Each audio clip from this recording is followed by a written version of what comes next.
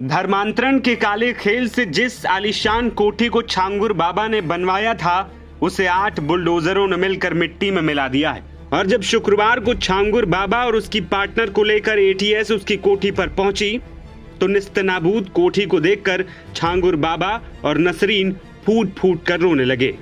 दरअसल अवैध धर्मांतरण के कथित मास्टरमाइंड छांगुर बाबा और उसकी सहयोगी नीतू उर्फ नसरीन को यूपी एटीएस शुक्रवार को बलरामपुर में माधोपुर गांव स्थित उसकी कोठी ले गई। वहां से कई दस्तावेज और इलेक्ट्रॉनिक डिवाइसें बरामद हुई जिनकी पड़ताल की जा रही है। करीब 5 घंटे तक छानबीन के बाद एटीएस दोनों को लेकर लखनऊ लौट आई। शुक्रवार दिन में करीब 1:30 बजे एटीएस की टीम छांगुर और नीतू को लेकर मधुपुर पहुंची। पुलिस की गाड़ी से उतरते समय छांगुर और नीतू अपनी कोठी को जमींदोज देखकर रोने लगे। कोठी के पिछले हिस्से से दोनों को अंदर ले जाया गया था।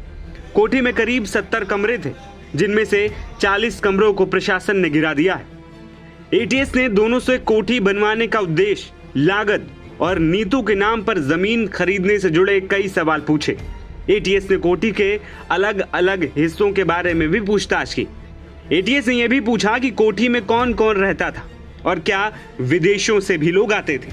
दोनों को उतरौला थाने भी ले जाया गया जहां उनसे धर्मांतरण के लिए हुई फंडिंग और इस गिरोह में शामिल लोगों के बारे में पूछा गया। इसके बाद अलग अलग दोनों को तहसील भी ले गए और उनके द्वारा खरीदी गई जमीनों और प्रॉपर्टी डीलरों के बारे में जानकारी जुटाई गई। बता दें कि अवैध धर्मांतरण के मामले में फंसे जलालुद्दीन उर्फ छांगुर बाबा की साजिश का दायरा पूछताछ में लगातार बढ़ता ही जा रहा है। जांच में अब बड़ा खुलासा ये हुआ है कि छांगुर बाबा की सांठगांठ सिर्फ कुछ कट्टरपंथी संगठनों तक सीमित नहीं थी, बल्कि वो नेपाल सीमा से सटे उत्तर प्रदेश के 7 संवेदनशील जिलों में सक्रिय ईसाई मिशनरियों के संपर्क में भी था।